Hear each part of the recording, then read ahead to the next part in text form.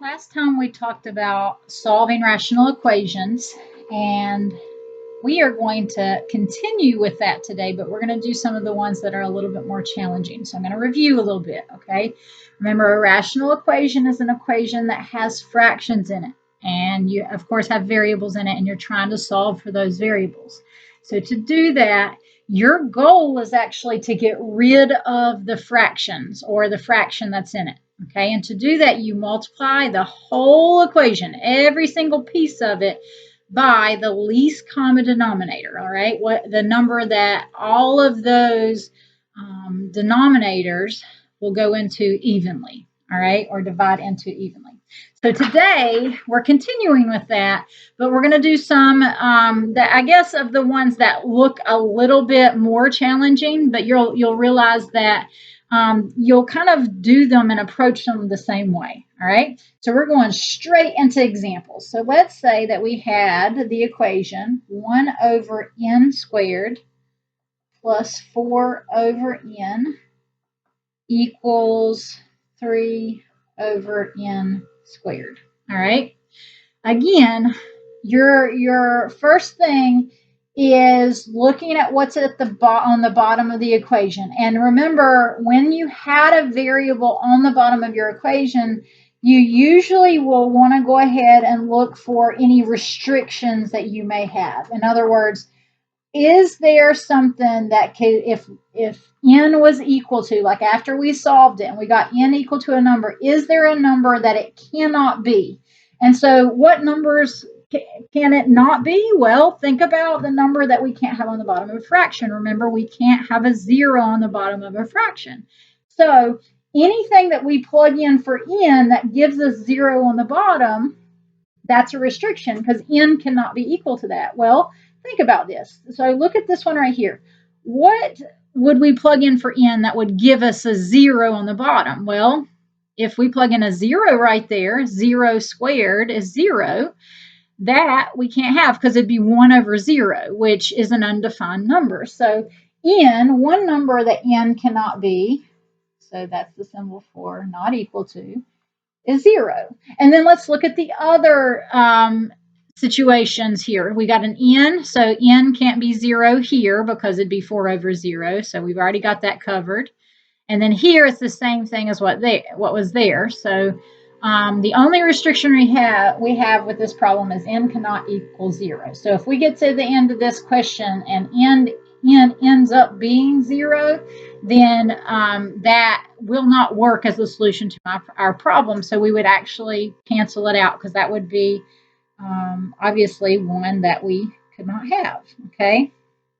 So from there, to actually solve, remember you find the least common denominator. What's the smallest number, or I guess in this case variable, that all of these will go into evenly. All right. And remember with the variables, I had talked about this a little bit yesterday. Any variables that you see on the bottom, you have to include. So notice we have an n. And if there is an exponent, you actually choose the one that has the higher exponent. So notice that we have n squared, we have n, and then we have n squared. So since they're all in n, we definitely have an n, and you actually pick the one that has the higher exponent. And you'll see why we have to do that in a minute, okay? So n squared would be our least common denominator. It's the smallest variable, I guess, that all of these will evenly go into. And then from there, you take the entire equation and you multiply it by the LCD, okay? And remember, it's like you distribute that times every single part, or at least piece of that equation, all right? So when we distribute it, remember you take it times the top numbers and then you just bring the bottom numbers down. So n squared times 1 would be 1n squared, or it would just be the same thing as like n squared. So I'll erase my 1 because we don't typically write the 1. And then that bring the n squared down. And then from there we have plus 4 times n squared would be 4n squared. And then that's over n. And then equals 3 times n squared would be 3n squared. And then bring that bottom part down. So it'd be over n squared, right? Then we simplify. n squared over n squared, that's a number over the same number. Remember, anything over itself is 1, so that ends up being just 1, plus, well, 4 is over technically a 1, so that'd be 4 over 1 is 4. And then n squared over n, remember an exponent rule we learned is when you are dividing like bases, you subtract their exponents. So this n is technically to the first power. So if we subtract them, 2 times 1 is 1. So we'd have an n to the first that comes down, okay? And it'd go on the top because the higher exponent was on the top. All right, and then that would be equal to, well, that'd be 3 over 1, which is 3. And then n squared over n squared, that would be 1. So it'd be like 3 times 1, which is just 3. And then notice we have no fractions. So yay. So we just have to solve from there. So to solve for n, I would want to subtract my 1 to both sides because I got to get my 1 over there. So 1 minus 1 is 0, and then my 4n will come down. And equals 3 minus 1 is 2. And then I just have to finish solving. So 4 times n, I have to do the opposite. So I have to divide by 4. So my 4's will go away. And my n would be 2 over 4 is 1/2. All right. And so notice we did not end up getting a 0, so we're good there. All right. And then just like I said yesterday, you definitely want to take this number and plug it in to make sure it works. So what you would do is you take 1 over, you can plug in a 1/2 or you could plug in a 0.5 if that'd be easier. And then you'd take plus 4 over 1/2 and you'd see what that side is equal to. And then you'd take 3 over 0.5 squared and see what that equals and make sure that they're actually equal to each other. And so if you do that, then you will notice that this one will actually work. And so n would equal 1/2. And then if they ask you about the restrictions, you could just write it right underneath it. You would say the restrictions here is n cannot equal 0. Okay. All right, let's do another one.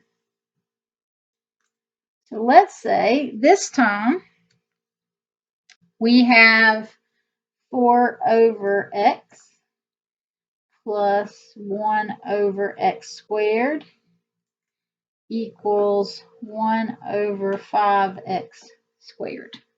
Okay. We have variables on the bottom of the fraction, so that means we have to talk about restrictions. What can x not equal? And so think about what number could we plug in for x that would give us a 0 on the bottom, because if there is a number that we could plug in for x that would give us 0 on the bottom, we can't have it. And this is actually the same type of scenario as the problem that we just did. Think about if we plugged in a 0 right here, we'd have 4 over 0. So we can't have 0 as x, okay? So you would say x cannot equal 0, okay? Same thing here. If I plug in a 0 right here, it'd give me a 1 over 0. Same thing here, because if I plug in a 0 here, it'd be 0 squared, which is 0. And then 0 times 5 is 0, so that'd give me a 1 over 0. So the only restriction that we have is x cannot equal 0. Okay, so from there, to actually get rid of our denominators or to get rid of our fractions here, we have to multiply by the least common denominator. So what number or variable will all these go into? We'll look at the numbers first. You got a 5. That would technically be a 1 right there and a 1. So what number will all of these go into? That's the smallest number that they'll all evenly go into, and that would be 5. So the least common denominator would be 5. And then notice they all have a variable. So you're going to have an x in there, but then remember, if it has an exponent, you choose the one that has the higher exponent. So 5x squared would be my least common denominator. And then you multiply the entire equation by that. So I'm going to multiply that entire equation by 5x squared. All right, so it's like you distribute. Oh, paper's trying to get away from me there. So you distribute it to every fraction in your equation, and then you multiply. So 4 times 5x squared, 4 times 5 is 20, and then my x squared comes over. And then remember, you just bring down your denominator of each one. and then that'd be plus, and then 1 times 5x squared would be 5x squared, and then bring down my x squared. And then again, that would be equal to 1 times 5x squared is 5x squared, and then that's over 5x squared. Okay? So all I did is I just brought down my denominators and then distributed that to all of my numerators. All right?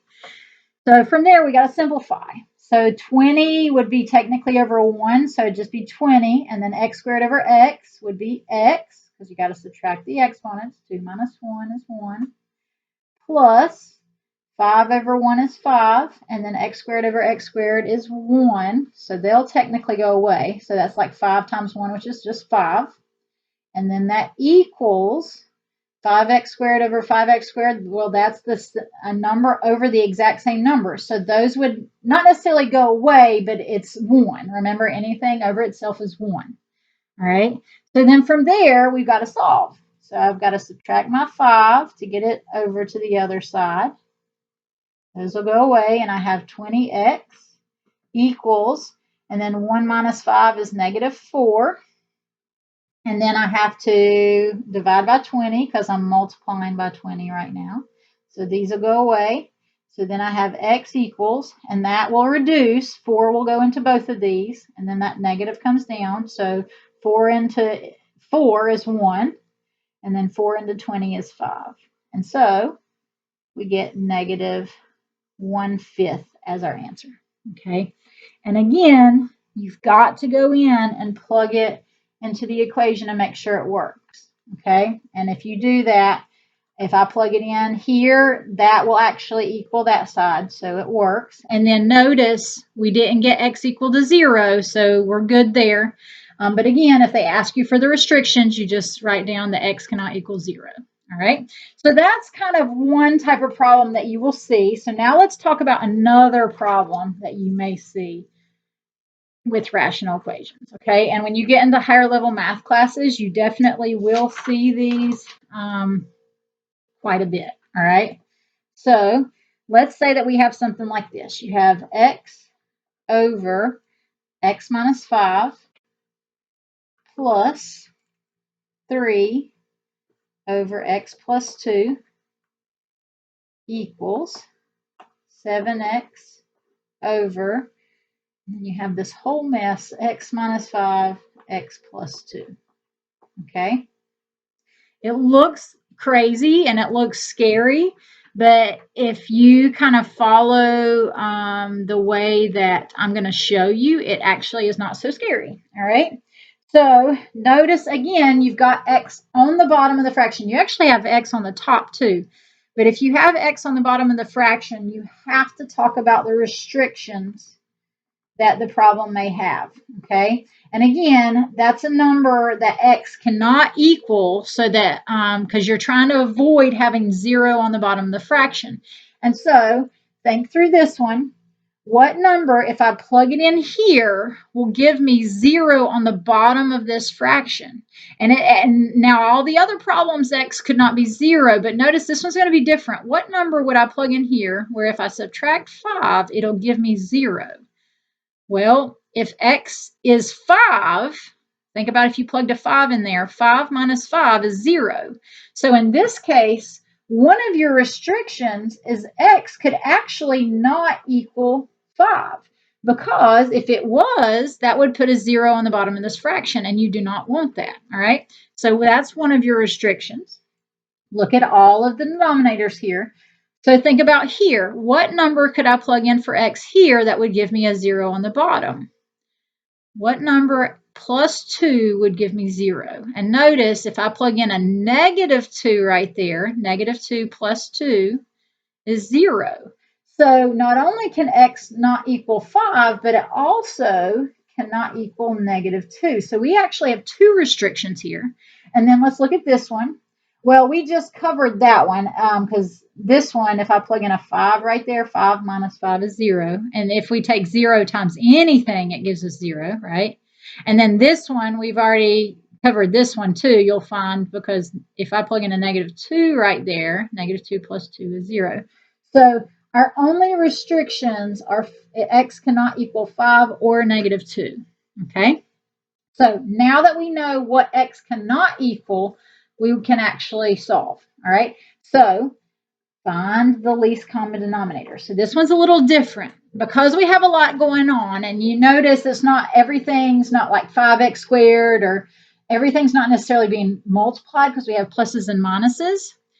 If it's already factored for you, which notice this is in factored form, then what I'm going to tell you to do is all you have to do is any factors that they have in common, you're going to put. And then even if they don't, like if you have one that has a factor that's not like anything else, you also have to put it, okay? So notice any factors that I see, I'm going to write down. So I see an x minus 5, and you have to put it in parentheses because there's an addition or subtraction sign in there. And then I see an x plus 2, so they all have that in common. And then notice I don't see anything other than those two things, right? So that is actually your least common denominator. So whenever it's like this and it's factored, then you just write down whatever you see on the bottom, okay? And that's actually what you're going to multiply by, all right? So I'm going to take that whole thing and I'm going to multiply it by x minus 5 and x plus 2, okay? Now, you're also going to find that this problem is going to work a little different because I'm not actually going to multiply like I did before. I'm not actually going to simplify it, and you'll find that makes your life easier, okay? So what I'm going to do is I'm going to kind of write it out like I'm in the middle step of distributing, okay? So I'm going to write down my equation here, and I'll show you what I mean, okay? I'm just copying down my equation. We have x minus 5, x plus 2. All right, so what I'm going to do in a second, just like I did in all the other problems, is I'm going to take this and distribute it to each of my fractions, or every part, excuse me, of my equation. All right, so if I did that, it'd be x times the x minus 5, x plus 2. So I'm actually going to write it to the side here. So I distribute that times that whole mess there. And then I take the 3 times the x minus 5, x plus 2. And then I take my 7x times the x minus 5, x plus 2. Okay? And when I do that, remember how I said the whole reason you do this is to get rid of your fraction. And so without having to actually, I'm sorry, you guys couldn't see that for a second. Let me zoom out a little bit. Without actually having to like distribute and waste my time simplifying, you're going to find that when I do it this way, I'm going to actually just go ahead and cross out whatever will cancel, because most of the time you'll notice that stuff will cancel. And so notice, like with this first part, we have an x minus 5 on the bottom, and then we have an x, and then all of this would be on the top as well. Notice there's an x minus 5 on the bottom and an x minus 5 on the top. So those are actually going to cancel out. So you can go ahead and cancel them out, okay? And so then we'd just be left with the x, I'm going to put it in front, times x plus 2, okay? And so your bottom has already canceled out. So that's all you're left with for this one. This one, you've got an x plus 2 on the bottom and an x plus 2 on the top. So those are going to cancel. And then I'm going to bring down my plus. And then it'd be 3 times the x minus 5. And then that's all that you have for that one, because that's all that you're left with. And then this one, notice you've got an x minus 5 and an x plus 2 on the bottom and the top. So those are actually going to completely cancel out because you have the same thing on the top and the bottom, and then you're just left with 7x. Okay, so then from there you do have to simplify and solve. Okay, so when you solve, you got to distribute your x because you got x times this part. So x times x is x squared. X times 2x is 2x. And then this one, you've got plus, and then it'd be 3 times x, and then 3 times -5. So it'd be plus 3 times x is 3x. And then 3 times -5 is -15. And then bring down my equals 7x. All right. You got to keep solving. So we got some like terms here. So let's simplify those. So we got 2x plus 3x. That would be 5x. And then bring down my minus 15. And then bring down my equals 7x. And now notice we have, a quadratic equation. Oh, dearie, dearie me. Well, it's okay. To solve a quadratic equation, remember you got to get it equal to 0. So I'm going to subtract my 7x to both sides. And then these will go away. So those are actually 7x minus 7x is 0. And then bring down my x squared. 5x minus 7x is negative 2x, and then my negative 15 comes down. So again, you have all kinds of ways to solve a quadratic. You could solve it by factoring, by graphing, quadratic formula, completing the square, all kinds of ways. I'm going to factor it because I think it'll factor, and we'll solve it that way. So remember, it's a trinomial. So when you factor a trinomial, you put your 2 parentheses. What times what gives you x squared? X and x. This tells me they're going to be different signs. So I'm going to put a plus in one and a minus in the other. And I'm going to think about what multiplies to give me 15. So I got 15 and 1, 5 and 3. And what numbers multiply to give me 15 but combine with these signs to give me a negative 2? That would be 5 and 3. And the 5 would have to go with the negative because it'd have to be a negative 5 plus 3 to give me negative 2. Okay, and then you set each one of these equal to 0. Okay, so a little bit of review. So x plus 3 equals 0, x minus 5 equals 0, and then you solve. So I got to subtract 3 here. So I have x equals negative 3, and then I got to add 5 here. And those will go away, and x would equal 5. All right, so from here, if you remember, so we've got actually 2 answers here. But if you remember, what we talked about at the beginning of this is what x could not equal. And notice x could not equal 5. So because we ended up with 5 as one of our answers, we know right off the bat x cannot be 5. And this is why I kept telling you, you also might want to get in the habit of plugging in your answers. Okay, and so I know that 5 will not work because if I plug it in, it's going to give me a 0 on the bottom of the problem. And so x would be an extraneous solution. Okay, so then you would, just like I told you with all the other ones, you take negative 3 and plug it into your equation and just make sure that this, when you plug it in this side, it equals that side, and it will. And so the actual answer to this problem would be x equals negative 3. Okay, so I'm going to do one more problem just in case you need to see another one. And then after that, hopefully you have enough examples to be able to do the homework. All right, so let's do one more.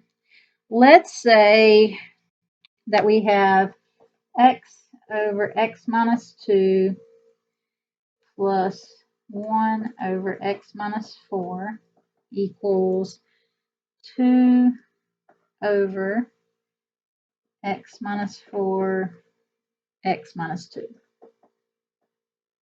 Okay, so think about restrictions. What can x not equal? What numbers, if I plug it in for x, will give me a 0? And so think about here. This is actually similar to the problem that we did. What number could I plug in here that would, when I subtract 2, it'll give me a 0? Well, if I plug a 2 in there, it's going to give me a 0 because 2 minus 2 is 0. So x cannot equal 2.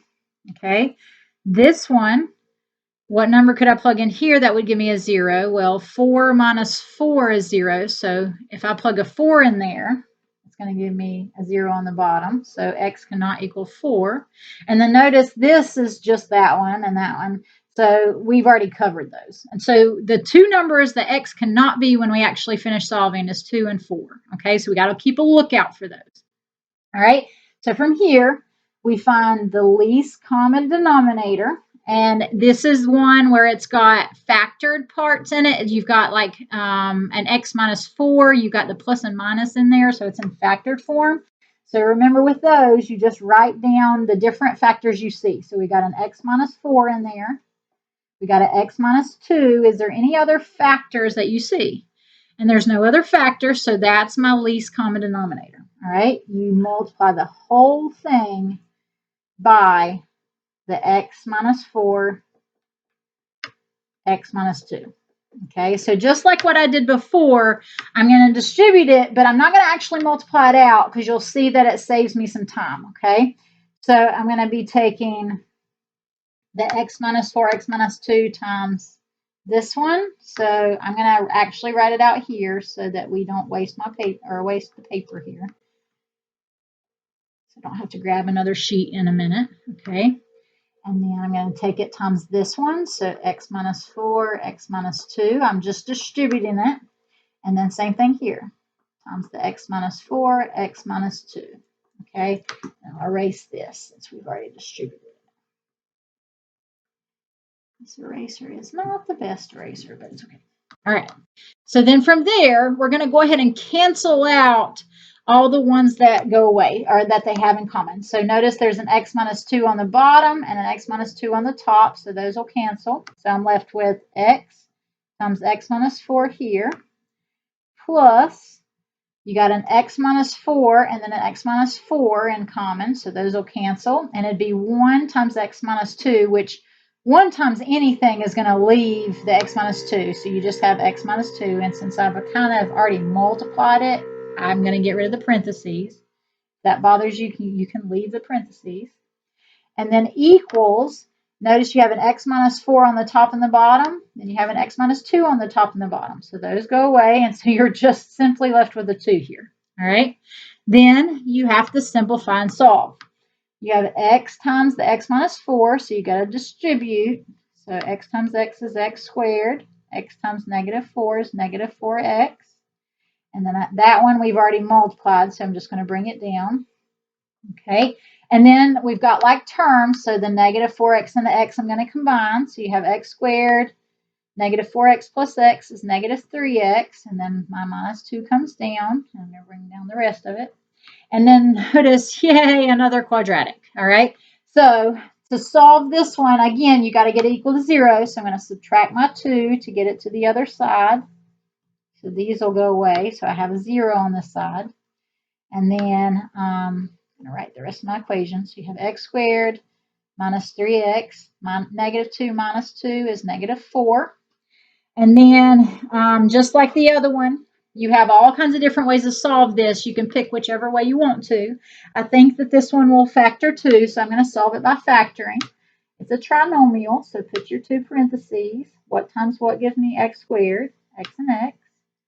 This, it's a negative, so that means my signs are different. So I'm going to put a plus in one and a minus in the other. And then what numbers multiply to give me 4? Well, you got 4 and 1. You got 2 and 2. And that's it.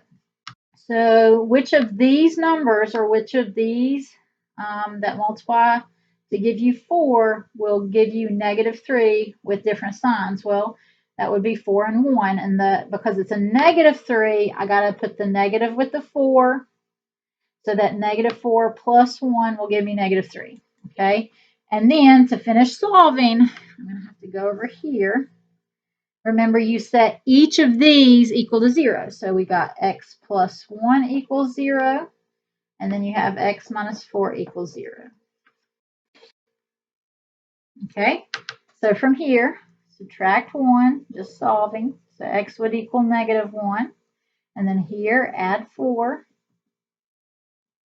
So these go away. And x equals 4. All right. And again, remember your restrictions. Do not forget this part. Notice we ended up getting x equals 4. Can x equal 4?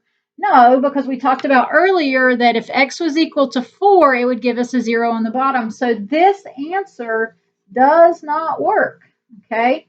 And if you go back and you actually plug in your answers to check them, like I've been asking you to make sure that you're doing, you'll notice that too, and then you plug in your negative 1, and you'll notice that negative 1 does work. So negative 1 is actually the answer to that question. And then your restrictions would be x cannot equal 2 or 4.